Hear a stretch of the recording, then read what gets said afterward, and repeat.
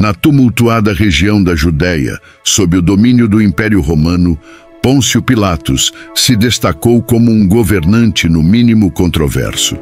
O período de seu governo é mais lembrado por conflitos e tensões com os judeus.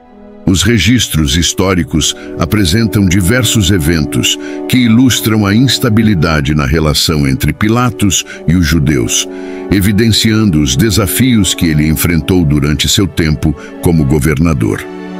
Contudo, o governo de Pilatos tornou-se mais notório por ter conduzido o julgamento de Jesus, um dos acontecimentos mais significativos na história do cristianismo.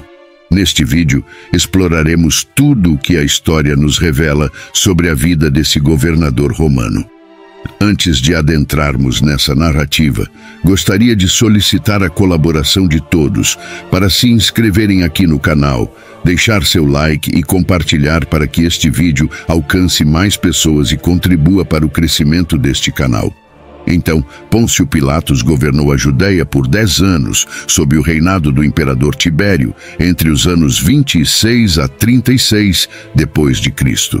Sua presença na região foi marcada por tensões e conflitos com a população judaica, sendo registrado em fontes históricas como, por exemplo, o historiador judeu Flávio Joséfo, o filósofo Filo de Alexandria. E, é claro, os evangelhos cristãos. No entanto, antes de sua nomeação como governador, pouco se sabe sobre sua vida anterior. O sobrenome Pilatos poderia indicar uma habilidade com pilo, que era como se chamava o dardo usado pelos soldados romanos. A origem de Pilatos vem da região de Sano, na Itália Central, sugerindo uma possível ascendência das famílias antigas de líderes sânitas.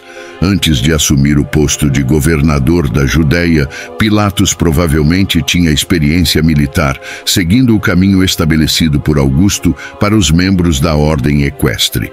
Alguns historiadores especulam que ele poderia ter liderado uma legião estacionada nas fronteiras do império, talvez nas regiões do Reno ou do Danúbio.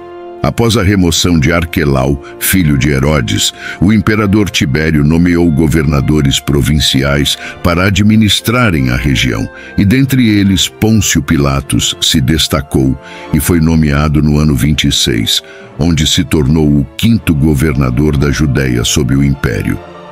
Pôncio Pilatos não era apenas um governador, ele era parte da ordem equestre, uma posição respeitável dentro da nobreza romana. Sua posição sugere uma família que ascendeu socialmente ao longo do tempo. Educado e casado, Pilatos estava bem situado na estrutura social e política de sua época.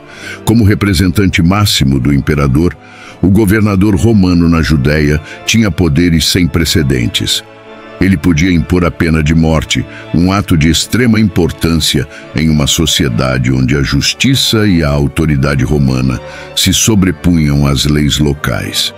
Segundo algumas interpretações, mesmo se o Sinédrio, que era a corte judaica, pronunciasse a sentença de morte, ela precisaria de ratificação do governador para ser válida.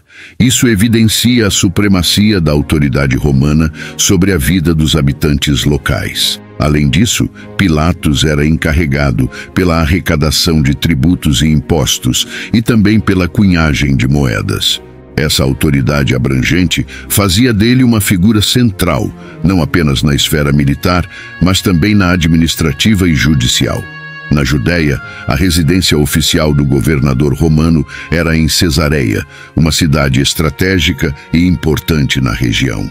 Lá, o corpo principal das tropas romanas ficava estacionado, garantindo a segurança e o controle romano sobre a província. Porém, durante os períodos festivos, como a Páscoa, o governador tinha o hábito de se mudar para Jerusalém, trazendo consigo reforços militares para manter a ordem e o controle durante os eventos religiosos. Embora Cesareia fosse o centro militar e administrativo, Jerusalém se tornava o ponto de foco durante essas épocas festivas. A presença do governador na cidade durante os eventos como a Páscoa não apenas simbolizava a autoridade romana, mas também garantia a ordem pública em um momento de grande agitação entre os habitantes locais e também os peregrinos. As fontes que falam sobre Pôncio Pilatos são limitadas. Além dos evangelhos, os escritos de Flávio Joséfo, como as guerras judaicas e as antiguidades dos judeus, nos fornecem alguns detalhes sobre as tensões entre Pilatos e o povo judeu. O governador muitas vezes agia de maneira que ofendia as sensibilidades religiosas dos judeus. Em uma dessas ocasiões, Pilatos ordenou que soldados romanos adentrassem em Jerusalém à noite, portando estandartes com a imagem do imperador. E é claro que essa medida, vista como uma afronta, provocou indignação e ressentimento por parte dos judeus. Uma delegação de judeus foi até Cesareia protestar e exigir a retirada dos estandartes. Após 5 dias de discussão e a ameaça de execução por parte dos soldados, Pilatos cedeu às demandas dos judeus, retirando os estandartes. Esse incidente inicial lançou as bases para um relacionamento tenso entre Pilatos e seus súditos. Em outra ocasião, Pôncio Pilatos causou mais controvérsia ao decidir instalar escudos de ouro nos alojamentos em Jerusalém, com os nomes dele e do imperador Tibério gravados. Essa medida provocou protestos, levando a um recurso enviado ao imperador em Roma. Como resultado, Pilatos recebeu ordens para remover os escudos para Cesareia. Entretanto, uma das ações mais controversas de Pilatos foi o uso do tesouro do templo para construir um aqueduto. Essa decisão, documentada por Joséfo, gerou grande revolta entre os judeus, que consideravam isso uma profanação dos fundos sagrados. No que diz respeito à arqueologia, além dos textos antigos, alguns vestígios do tempo de Pilatos também sobreviveram. Por exemplo, algumas moedas cunhadas durante seu governo com o nome do imperador Tibério e também a famosa Pedra de Pilatos, que foi descoberta em Cesareia no ano de 1961. Esses são alguns testemunhos físicos da existência do governador e dessa inscrição na Pedra de Pilatos. É bem interessante porque essa é a única inscrição conhecida sobre um governador romano da Judéia antes das guerras judaico-romanas. No ano 33, os líderes judeus que estavam ansiosos para condenar Jesus foram até Pilatos para apresentar suas acusações. Jesus era acusado de ser subversivo, de incitar ao não pagamento de impostos e também de afirmar ser um rei, o que era um desafio direto ao poder de César. Durante o julgamento de Jesus, Pilatos exerceu seu papel de governador com extrema atenção. Os evangelhos mostram que ele tentou repetidamente libertar Jesus, reconhecendo sua inocência.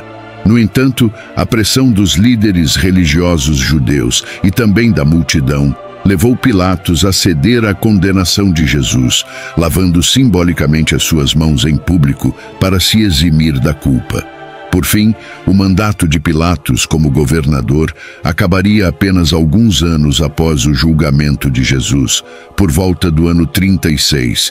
Isso porque houve um incidente em que massacrou um grupo de samaritanos perto do Monte Gerizim.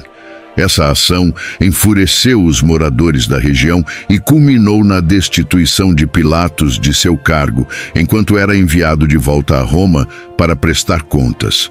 O imperador Tibério morreu no ano 37, depois de sua volta a Roma. Não se sabe exatamente o que aconteceu durante e também após seu julgamento, mas a maioria dos historiadores acredita que Pilatos simplesmente se aposentou. Por fim, o historiador Eusébio, que viveu no final do terceiro século, afirma que Pilatos foi forçado a tirar sua vida durante o reinado de Calígula, que foi o sucessor de Tibério. Dessa forma, o governo de Pilatos ficou marcado pelos conflitos e tensões com a população judaica, culminando no julgamento de Jesus, um evento que ficou imortalizado na história. Então, se você gostou de conhecer mais sobre a história do governador romano, peça central no julgamento e crucificação de Jesus Cristo, não esqueça de deixar o like neste vídeo e também de se inscrever em nosso canal.